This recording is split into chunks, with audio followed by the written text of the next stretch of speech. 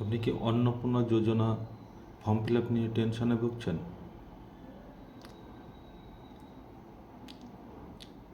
মাত্র 2 মিনিটে সঠিকভাবে ফর্ম ফিল আপ করা শিখুন। তাই ভিডিওটা স্কিপ করবেন না, শেষ পর্যন্ত দেখবেন।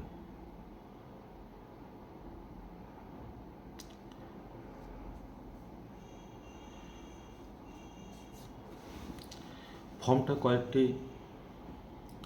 পার্টে ভাগ করা হয়েছে, যেমন ক, পারিবারিক পরিচয়। খ হচ্ছে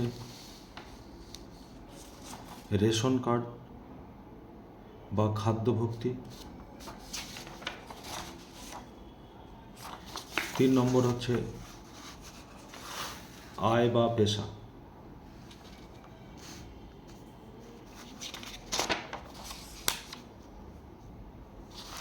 4 নম্বর হচ্ছে অন্যান্য পরিচয় বা নথি।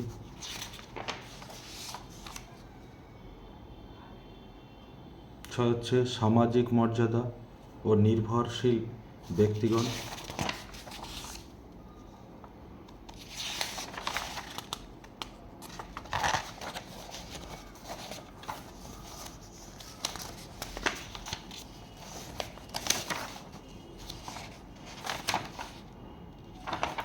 5টা পার্টে বিভক্ত আছে। এর কয় পারিবারিক পরিচয়ের মধ্যে কি আছে? পরিবার প্রধানের নাম লিখবেন, জন্ম তারিখ লিখবেন, প্রথমে দিন, তারপরে মাস, সাল। পরিবার প্রধানের জেন্ডার কি, মানে পুরুষ, তো পুরুষে ঠিক করলাম। পরিবার প্রধানের আধার নাম্বার লিখবেন। ডিজিটাল রেশন কার্ডের পারিবারিক আইডি যদি থাকে, আইডিটা এখানে বসিয়ে দেবেন। আর যদি আইডি না থাকে, আইডি কিভাবে বার করবেন আমার ভিডিওতে দেওয়া আছে, দেখে নেবেন। পরিবারের মোট সদস্য সংখ্যা লিখবেন। ঠিকানা, পার্মানেন্ট অ্যাড্রেসটাই এখানে দেবেন, যেটা আধার কার্ডে দেওয়া আছে। কর্মসূত্রে কেউ অন্য জায়গা থাকতে পারে, সে বর্তমান ঠিকানা দেওয়ার দরকার নেই, পার্মানেন্ট অ্যাড্রেসটাই দেবেন, যেটা আধার কার্ডে আছে সেই ঠিকানাটাই দেবেন। তারপর হচ্ছে যোগাযোগের নম্বর। যোগাযোগের নম্বর বলতে পরিবার প্রধানের সঙ্গে যে আধার কার্ডের সঙ্গে যে নাম্বারটা যুক্ত করা আছে সেই নাম্বারটাই এখানে দেবেন। তারপর 9 নম্বরে বলেছে নাম, জন্ম তারিখ, লিঙ্গ, পরিবার প্রধানের সঙ্গে সম্পর্ক, আধার নাম্বার, পরিবারের সকল সদস্যের। তাহলে পরিবার প্রধানের নাম এখানে লেখা হলো। 1 নম্বর সদস্যের নাম, জন্ম তারিখ, জেন্ডার, মহিলা তাই ফিমেল দেওয়া আছে। দ্বিতীয় সদস্যের নাম, জন্ম তারিখ, এখানে পরিবার প্রধানের সঙ্গে সম্পর্ক, তার আধার কার্ড নাম্বার।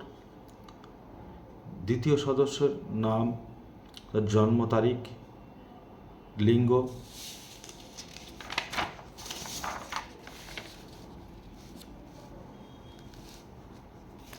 পরিবার প্রধানের সঙ্গে সম্পর্ক কন্যা, তো ডটার লেখা আছে, তার আধার নাম্বার দেওয়া আছে। 3 নম্বর সদস্য একইভাবে ফিল আপ করবেন, নাম, জন্ম তারিখ, লিঙ্গ, পরিবারের সঙ্গে প্রধানের সঙ্গে সম্পর্ক, আধার নাম্বার।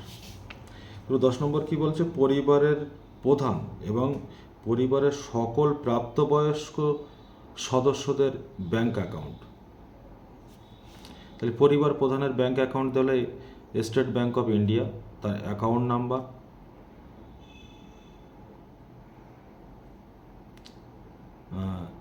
আইএফসি কোড, প্রথম সদস্যের bank number, bank name, account number, IFC code. দ্বিতীয় সদস্যের bank name, account number, IFC code.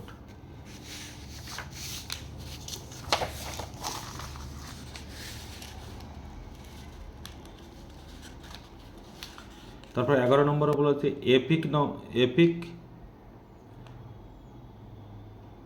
Head of family এবং সকল প্রাপ্তবয়স্ক সদস্যের। তাই হেড অফ ফ্যামিলির এখানে এপিক নাম্বার দেওয়া আছে, বিধানসভার ক্ষেত্র ও অংশ নম্বর, এখানে বিধানসভা নেম দেওয়া আছে, পার্ট নম্বর দেওয়া আছে। ঠিক 1 নম্বর সদস্যের ভোটার আই কার্ড নাম্বার, বিধানসভা ক্ষেত্র, পার্ট নাম্বার, বাকিদের তো না করে দেওয়া আছে, না দিলেও না লিখলেও অসুবিধা নেই। 12 বিভাগ, এখানে কতগুলো ক্যাটাগরি দেওয়া রয়েছে, যেমন অসংরক্ষিত আর্থিকভাবে দুর্বল শ্রেণী, তপশিলি জাতি, তপশিলি উপজাতি, অন্য অনগ্রসর শ্রেণী, বিশেষভাবে ঝুঁকিপূর্ণ জনজাতি গোষ্ঠী।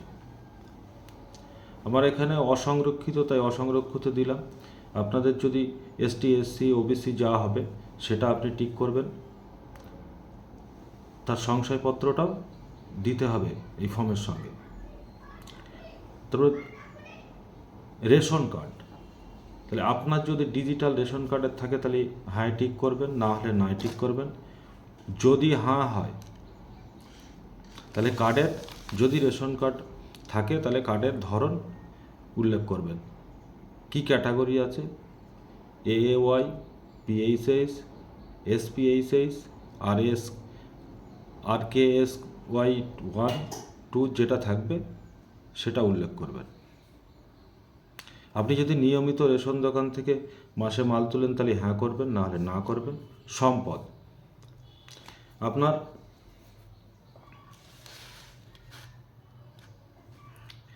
বাড়ির ধরন, আপনার 3 বা তার বেশি ঘর আছে কিনা, যদি হ্যাঁ থাকে তাহলে হ্যাঁ করবেন, না হলে না করবেন।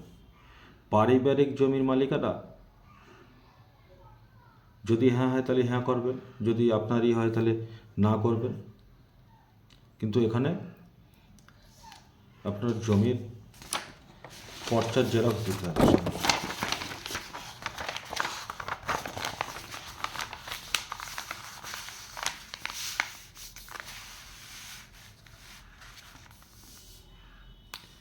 এর পরিবারের সকল সদস্যের মোট জমিটা এখানে দেবেন। এখন 2 শতক, তাই 2 শতক দেওয়া আছে, আপনার যেটা হবে সেটা দেবেন।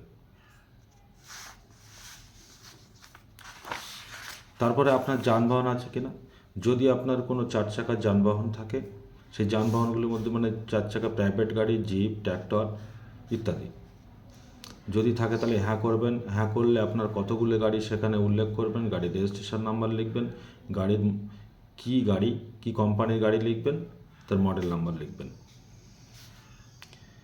পরিবার ভিত্তিক সদস্যদের বীমা আছে কিনা, যদি হ্যাঁ হয় তাহলে হ্যাঁ করবেন।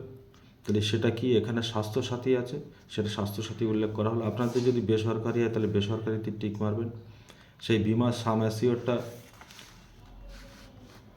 অ্যাসিওর উল্লেখ করবেন। প্রিমিয়ামের বিবরণ এখানে দেবেন।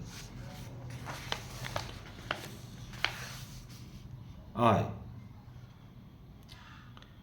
কোনো সদস্য ট্যাক্স দেন কিনা, যদি ট্যাক্স দেন তাহলে হ্যাঁ করবেন, না হলে না করবেন। পরিবারের সদস্যদের প্যান কার্ড যদি থাকে, বাধ্যতামূলক নয়, যদি আপনার থাকে তাহলে দেবেন, না থাকলে কোনো সমস্যা নেই। তাহলে এখানে যেহেতু আছে হ্যাঁ টিক করবেন। প্রথমে ফ্যামিলি হেডের নাম লিখবেন, প্যান কার্ড নাম্বার লিখবেন, তারপরে সদস্যদের 1, 2 করে তাদের নাম, প্যান কার্ড নাম্বার দেবেন।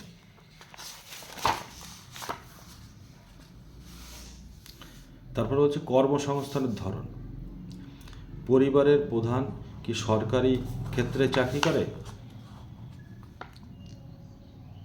না বেসরকারি ক্ষেত্রে বেতনভুক্ত কর্মচারী, না সংগঠিত ক্ষেত্রে স্বনিযুক্ত উদ্যোক্তা, ব্যবসায়ী বা মালিক ইত্যাদি। আংশিক সময়ের জন্য যদি কর্মরত হয়, পার্ট টাইমার হয়, তাহলে সেটাও এখানে উল্লেখ করবেন। আপনার যে, আমার এখানে পরিযায়ী শ্রমিক, তাই পরিযায়ী শ্রমিক। 1 নম্বর সদস্য এখানে বেকার, তাই বেকার উল্লেখ করলাম। আপনাদের যেটা হবে সেটা উল্লেখ করবেন। আর বাকি অন্যান্যদের স্টুডেন্ট, সেই যে 2টো সদস্য, সেই জন্য অন্যান্য দেওয়া হচ্ছে। যেহেতু স্টুডেন্টের কলম এখানে দেওয়া নেই।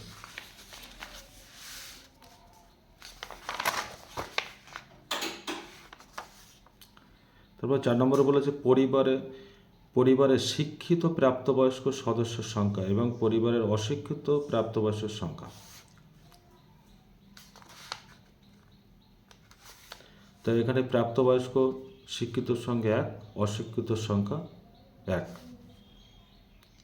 তাহলে এখানে দিলাম পরিবারের প্রধান অশিক্ষিত, সেটাই ঠিক করলাম।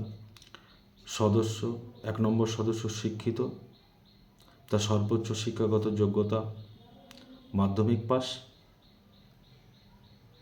তো মাধ্যমিক পাস এখানে লিখলাম, কিন্তু ফর্মের সঙ্গে এই শিক্ষাগত যোগ্যতার প্রমাণপত্র দেবেন।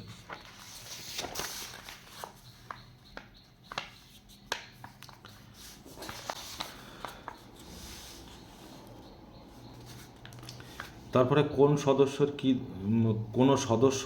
কি কোনো সাংগঠনিক পদ, মন্ত্রী, সংসদ, বিধায়ক ও পৌরস্থানীয় সংস্থা এবং পঞ্চায়েত সংস্থার প্রাক্তন ও বর্তমান ধারক কিনা? না, সেই জন্য না করেছে। হ্যাঁ হলে হ্যাঁ করবেন। যদি হ্যাঁ হয় তার প্রমাণপত্র দেবেন। কোনো সদস্য কি সরকারি পেনশনভোগী? যদি হ্যাঁ হয় তার সপক্ষে প্রমাণ দেবেন, আর যদি না হয় না করবেন। কোনো সদস্য কি জিএসটির অধীনে নিবন্ধ আছে? কারো যদি জিএসটি থাকে তাহলে হ্যাঁ করবেন, ডান দিকের ঘরে জিএসটি নাম্বার লিখবেন, না হলে না লিখবেন। তারপরে পরিবারের মোট বাৎসরিক আয় কত টাকা? আপনার যে আয়টা হবে সেই আয়টা এখানে দেবেন। আমার এখানে 1,20,000 টাকা তাই দিয়েছি। তারপরে বলছে অন্যান্য পরিচয়পত্র বা নথি।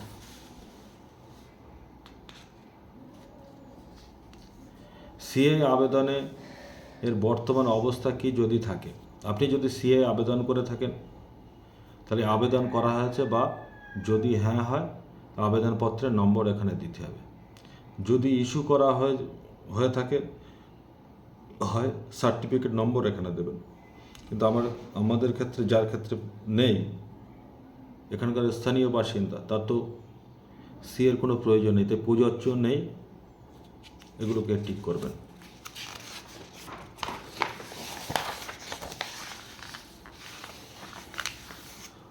যদি এখানে কেসিসি এআরডি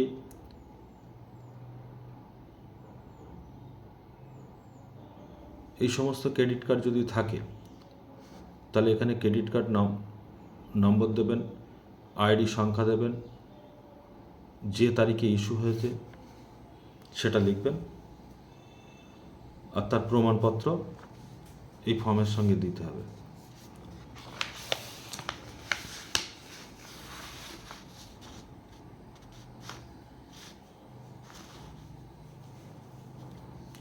তো যদি এসআইআর 26-এর আপনার নাম বাদ পড়ে থাকে বা মামলাটি ট্রাইব্যুনালের বিচারাধীন কিনা সেটা এখানে লিখতে হবে।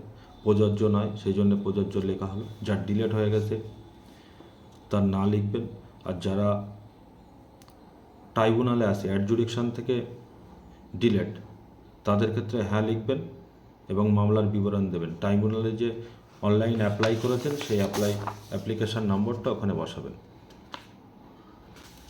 যেমন আমার 1 নম্বর সদস্যের নাম বাদ গেছে, তাই হাতে টিক করা হয়েছে, আর তার অনলাইন এটা নাম্বারটা এখানে দেওয়া হয়েছে। এবং সামাজিক মর্যাদা ও নির্ভরশীল ব্যক্তিগণ, তাহলে এখানে বিদ্যালয়ের অধ্যয়নরত পরিবারের সকল শিশুর বিবরণ।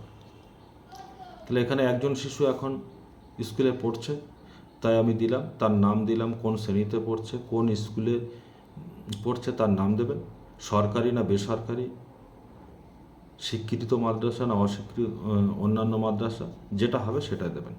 এদের মধ্যে যদি কোনোটাই না হয় তাহলে অন্যান্য দেবেন, প্লাস সেটা পাশে লিখে দেবেন সেটা কি।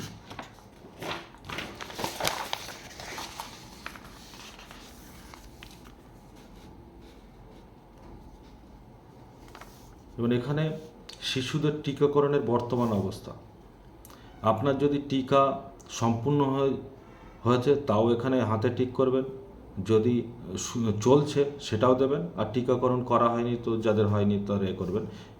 কিন্তু টিকাকরণের শেষ তারিখ বা ওই জেরক্সটা সঙ্গে দিতে হবে। যতগুলো শিশু আছে তার সবার ক্ষেত্রে একই।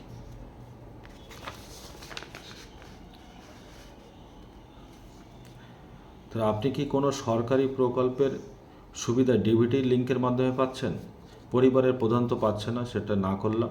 যদি পায়, কি কোন প্রকল্পের টাকা পায় সেটা এখানে 1 2 3 করে কতগুলো প্রকল্পের টাকা পায় সেটা লিখতে হবে। যেমন 1 নম্বর সদস্য পায় ডিবিটি লিঙ্কের মাধ্যমে টাকা, তো এখানে টিক করা হয়েছে। প্রকল্প কি? LPG gas. আপনার যেটা হবে, যতগুলো পাবেন এখানে 5টা প্রকল্পের দেওয়া যাবে, আপনারা দেবেন।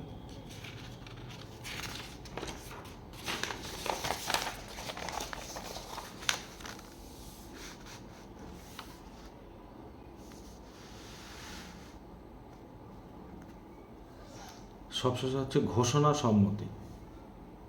আমি এই মর্মে ঘোষণা করছি যে উপরের প্রদত্ত তথ্য আমার জ্ঞান ও বিশ্বাস অনুযায়ী সত্য, তাই এখানে সম্মত টিক করবেন।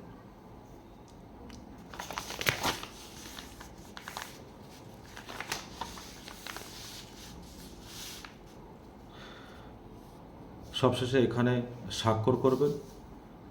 আর নিচের এই কলমটা আপনাদের জন্য নয়, শুধুমাত্র সরকারি ব্যবহারের জন্য, মানে সরকারি অফিসাররা এগুলো ব্যবহার করবে। যদি ফর্ম ফিল আপটা ঠিকঠাক